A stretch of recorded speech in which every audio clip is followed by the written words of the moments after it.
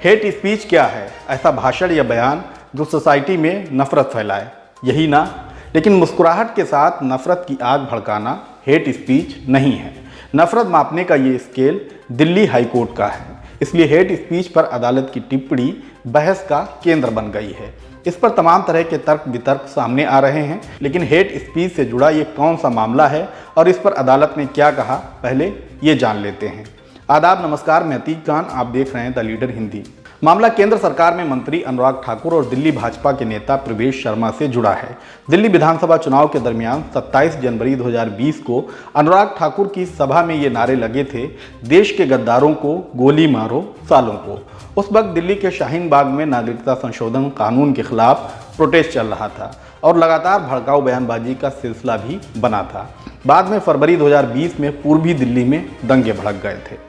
केंद्रीय मंत्री अनुराग ठाकुर के बयान को लेकर सीपीएम नेता वृंदा करात और पॉलिटिशियन के तिवारी ने ठाकुर के खिलाफ एफआईआर दर्ज करने की मांग को लेकर अदालत में याचिका लगाई थी। दिल्ली हाईकोर्ट के जस्टिस चंद्रधारी सिंह ने केस की सुनवाई के दौरान कहा कि क्या ये चुनावी स्पीच थी या सामान्य। अगर ये बात चुनाव के दरमियान कही गई है तो अलग चीज़ है। अगर आप सामान्य तौर पर ऐसा कहते हैं तो इसका मतलब भड़काने का इरादा होगा।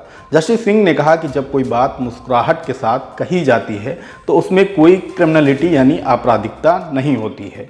चुनावी भाषण में नेताओं द्वारा बहुत सी ऐसी बातें कही जाती हैं, लेकिन ये भी गलत है। भड़काऊ भाषण के आरोप में कई एक्टिविस्ट छात्र जेल में हैं।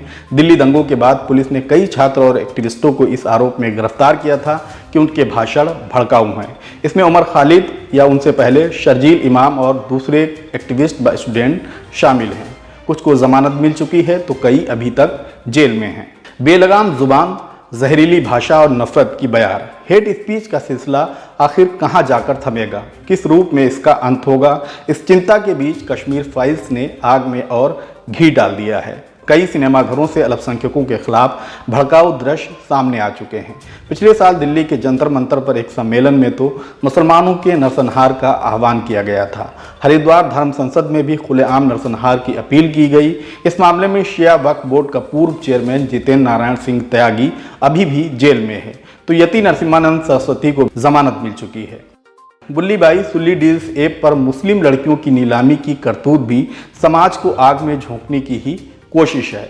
इस सब के बीच सोशल मीडिया प्लेटफॉर्म नफरत के फलने फूलने का सबसे बड़ा अड्डा साबित हुआ है। लेकिन सवाल ये है कि आखिर इस नफरत का सौदागर है कौन?